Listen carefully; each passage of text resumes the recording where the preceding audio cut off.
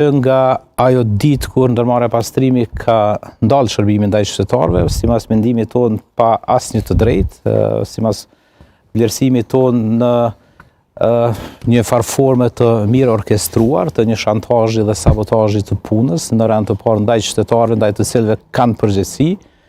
po njashtu edhe ndaj bizneseve, të cilët vazhdimisht i kanë inkasu drejt për së drejti ndër vite, do thotë edhe ata që ndër vite e kanë pagu drejt për së drejti taksën për grumbullimin e mbeturinave në ndërmarrjen pastrimin nuk po i ofrohet shërbim tash e disa ditë.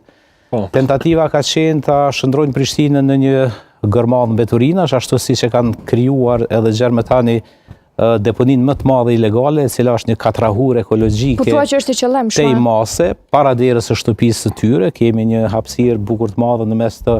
trafikut urban dhe të ndërtesës zjarrfiksve, ku janë tonelata mbeturina të grumbulluara nga ndërmarrja e pastrimit, do thotë krejt kjo ka qenë e qëllimshme, natyrisht e mirë orkestruar,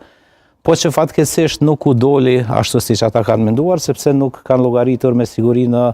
fleksibilitetin dhe mundësitë që i ka komuna e Prishtinës që në asnjë formë mos t'i lejë qytetarët e tyre pa shërbim. Po them e mira kësaj është që qytetari po e merr shërbimin, e keqja e kësaj është që një numër i caktuar i punëtorëve të ndërmarrjes pastrimi me të vërtetë ka ra prej e një narrative të ndërtuar mbi një të pavërtetë, mbi një gënjeshtër të madhe se gjaja se komuna e Prishtinës i ka 2.7 milion bërsh ndërmarrjes pastrimi, e që e vërteta qëndron në faktin që komuna e Prishtinës nuk e ka as edhe një euro të vetme obligim ndaj ndërmarrjes pastrimi.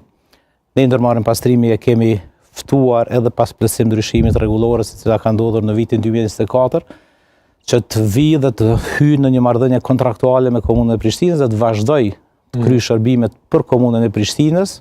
ose përmes komunës së Prishtinës për qytetarin. Përderisa ne nga plotësim ndryshimi rregullor kemi qenë në një kontekst i cili vazhdon të jetë akoma gjysor dhe kemi presupozuar se që do ishte më shëndetshme edhe për ndërmarrjen pastrimi, sepse ne e dinim që ndërmarrja pastrimi me një plotësim ndryshim të tillë i cili ka ndodhur ku të drejtën inkasimit i abart drejt për së drejtën ndërmarrjes do e ketë të vështirë mbi jetesën, do e ketë vështirë të ketë të hyra të mjaftueshme financiare, sepse ne kishim përvojë ndër vite që komuna ka arritur vetëm dikon 50% të inkasoj nga shuma të cilë ka paguar ndërmarrjen pastrimi. Po them ka ndodhur e çfarë ka ndodhur, fatkeqësisht e mirë orkestruar, e qëllimshme, të gjithë e dinë, qytetarët e dinë, pjesa më e madhe sigurisht e qytetarëve që çështja e mbeturinave është bërë edhe një mollë sherrri në vitin 2024 për prishjen e koalicionit në mes të kryetarit Rama dhe partisë. A është tash kjo edhe çështje politike kështu? Po, është për mua është komplet politike, nuk ka kurrë praktike, sepse të gjitha çështjet tjera janë lehtë të menaxhueme, ndërsa kjo goditja politike që është tentuar të bëhet përmes një akti të tillë, natyrisht që i ka rënë të bukur thellë, i ka rënë të thellë dhe ka filluar të mirë orkestrohet që nga koha kur është ardhur deri te prishja e koalicionit, ku mollë sherrri është bërë në atë kohë gjendja e keqe me mbeturinat në qytet dhe si pasojë e saj pastaj është shkarkuar një drejtor që ka qenë drejtori i shërbimeve publike, përkundër që unë mendoj që ai ka qenë tepër ekspeditiv në punën që ka bërë, po sigurisht edhe ai ka pas vështirësitë e veta sepse ka qenë pjesë e një subjekti politik i cili natyrisht është vërejtë që nuk e ka synimin të rri partner i devotshëm në këtë partneritetin që kanë pasur me kryetarin Rama, por kanë bërë që punët mos shkojnë ashtu siç do duhet shkonin. Dhe erdhi po them deri te prishja e koalicionit, andaj siç duket Partia Demokratike e Kosovës e prirur nga asambleisti i tyre Leotrim Rëtkoseri, qysh atëherë kanë filluar të mendojnë se si mund të krijojnë situata përmes të cilave një ditë mund ta shantazhojnë komplet këtë pjesë, sektor tepër ndjeshëm për qytetarin,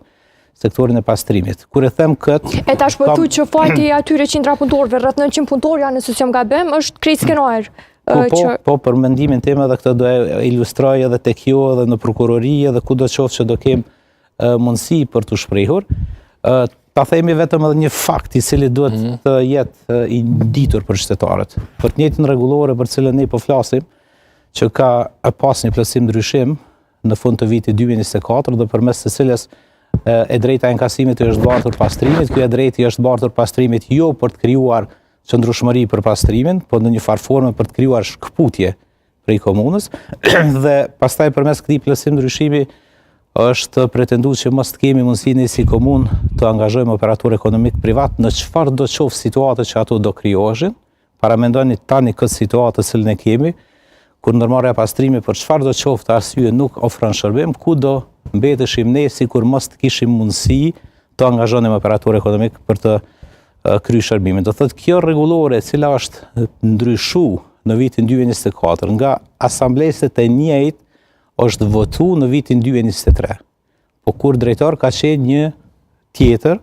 përfaqësues i partisë politike e cila pastaj e ka iniciuar plotësi ndryshimin e kësaj rregullore. Do thotë është një skenar komplet i përgatitur që nga A-ja deri në Z. A dhe kjo mundohet për shkak që jemi afër zgjedhjeve? Po sigurisht që ka të bëjë edhe me këtë çështje, mirë po ne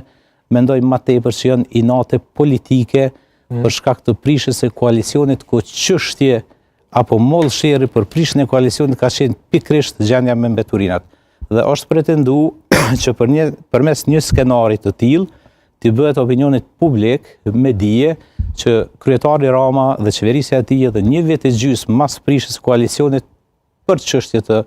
mbeturinave nuk po arrin prap ta ketë një situatë stabile në menaxhim mbeturinave. Do thotë kjo është krejt ajo historia prej ku ka filluar Sanafile përgatitjes